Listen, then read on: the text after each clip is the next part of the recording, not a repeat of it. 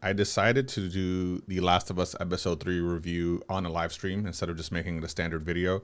Now, granted, that's not to say that it won't be on the regular YouTube channel, because it will, but I have some things going on today and I figured I didn't want to spend too much time doing the editing, and I have some thoughts and I kind of want to just speak naturally and unfiltered, because this is an extremely divisive episode, I believe strongly. I personally liked it. I'm going to say this first and foremost. I know a lot of people are going to disagree, and you're going to have people saying, they've gone super woke, The Last of Us, how dare you? What did you do to Bill's character? Blah, blah, blah.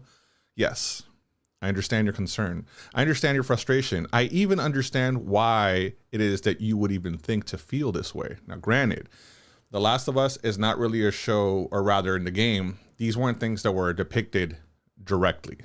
Right. First and foremost, I want to address a couple of complaints that people on the interwebs were complaining about.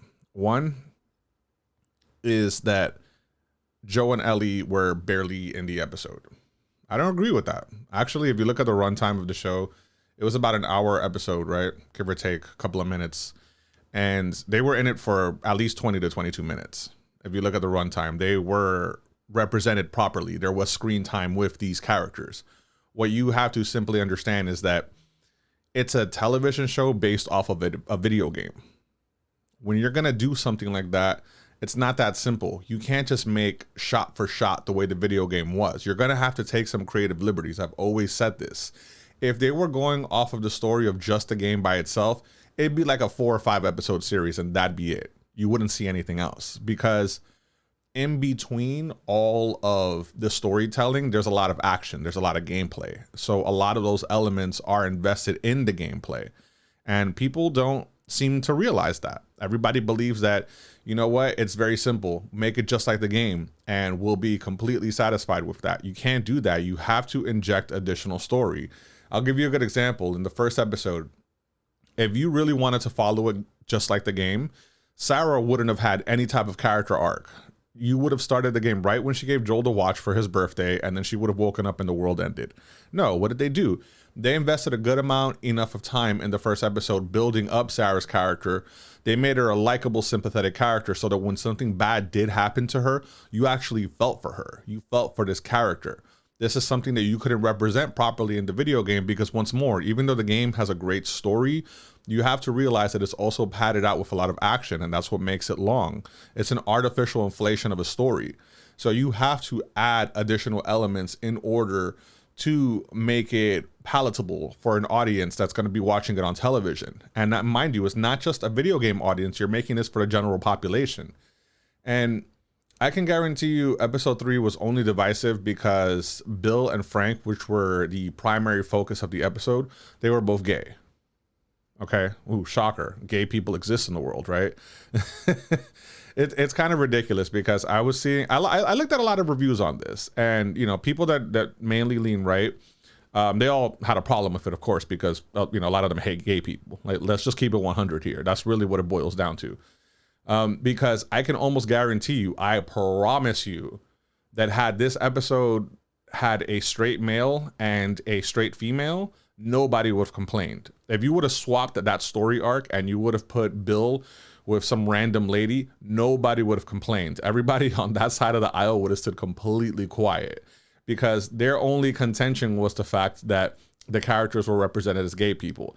And let me tell you something, for anyone that's like, they made Bill gay, he wasn't like that in the video game. You sure about that?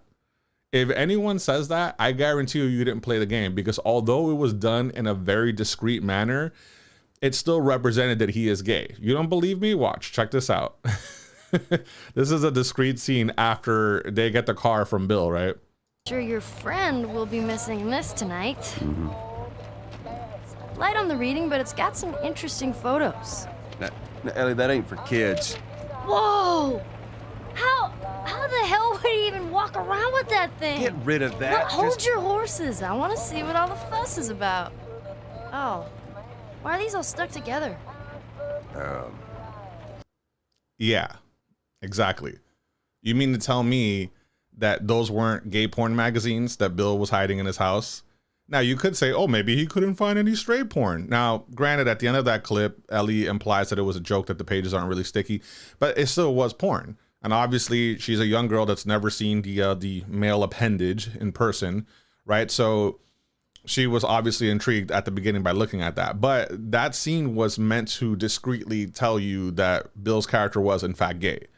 So the fact that they put such a focus on it in this episode, I honestly didn't really have a problem with that. I actually thought it was a beautiful story that was extremely well acted. You had this crazy conspiracy theorist, like alt-right leaning dude that survived the apocalypse. You know, when the military vacated the town, he came out of his bunker and he started basically booby trapping the entire town, and he made it his own, which I thought was kind of cool. You know, that he does do that in the game, and in the video game itself, Joel and Ellie are going through that town searching for him, right? And that's where the gameplay aspect of it comes in. That's why I don't think it would have realistically been a good idea to portray that, because I don't want to see an entire episode of them just going through traps and killing a couple of like random infected people. Yeah, that'd be cool to watch, but you're not really building a story. You know, when you're looking at these post-apocalyptic shows, you have to keep in mind that the show is not really about the zombies. The show is about the people. It's about the survivors. It is about the individuals that have to live in this brave new world that they find themselves in. And this is something that I don't think a lot of people truly really understand. It's like the people that are complaining about Ellie's character, that she's this snippy little brat. Of course she's going to be that way. She was born in the apocalypse. She doesn't know any other life. Think about it like this. If you knew a world before the apocalypse, your mentality is going to be a little different. Yeah, you're going to get a little more battle hardened, especially if you've survived 20 plus years in this world.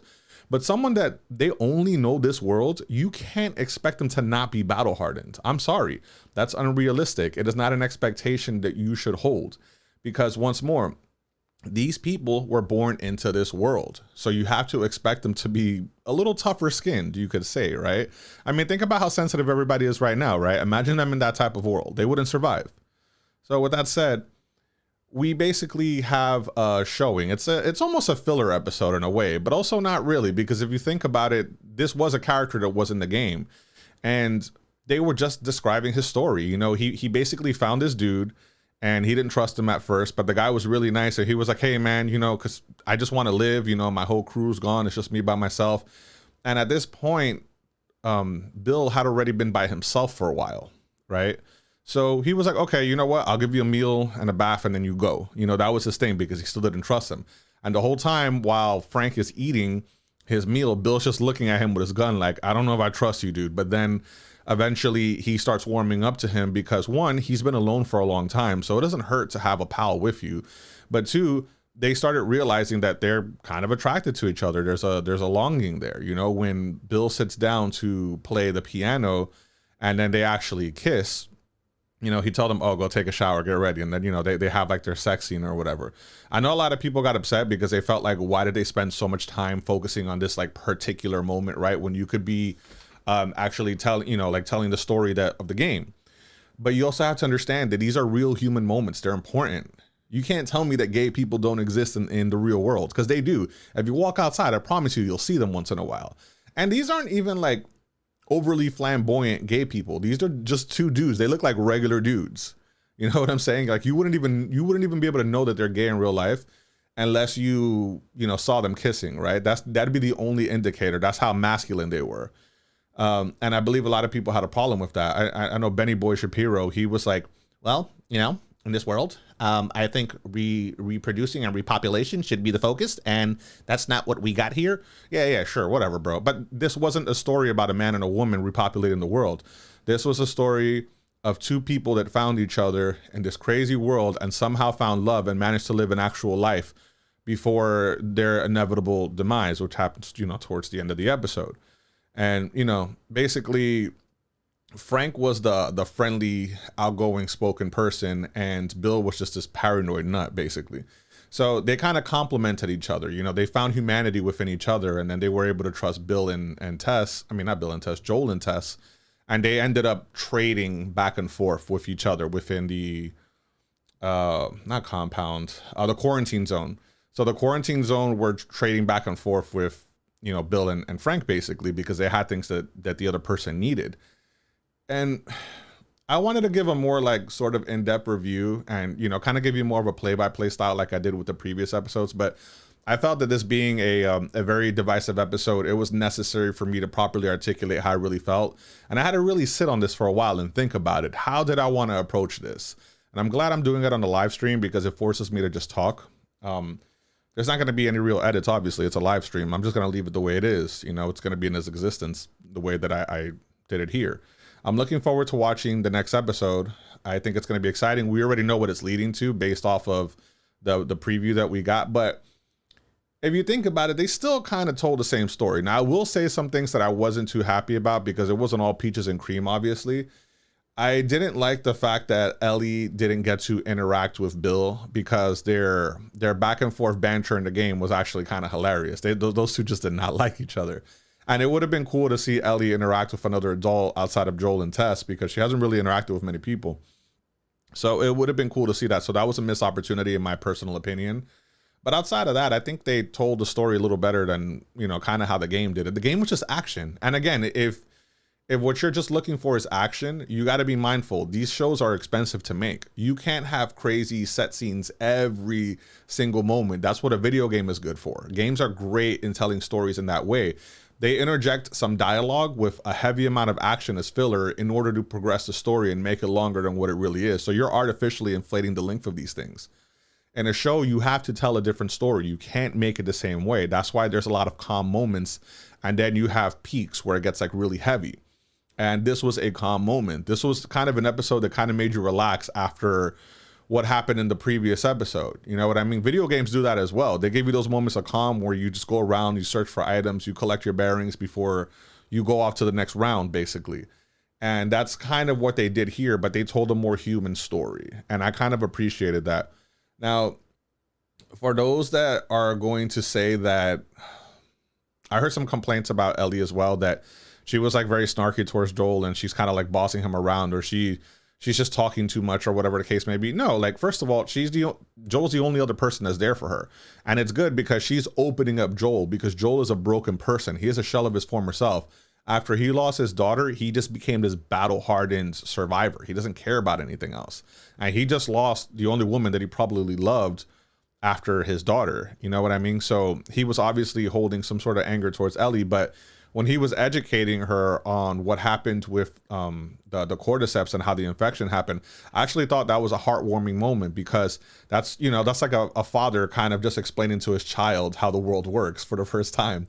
And I thought that was actually kind of cool. And even Joel, you kind of saw his humanity come out a little more. He was very excited to just sort of tell her, hey, like, you didn't learn this in school? Okay, well, this is what really happened. And I thought those moments were kind of cool.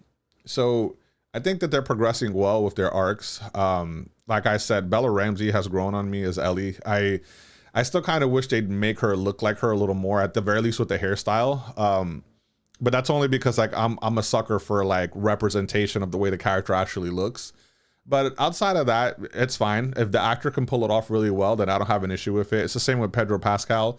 I personally didn't see him as a Joel, but he has changed my mind with his acting as well, which I think is really good. But with that said, yeah, man, look, honestly, I could harp on for a really long time about this, but realistically, it was a good episode.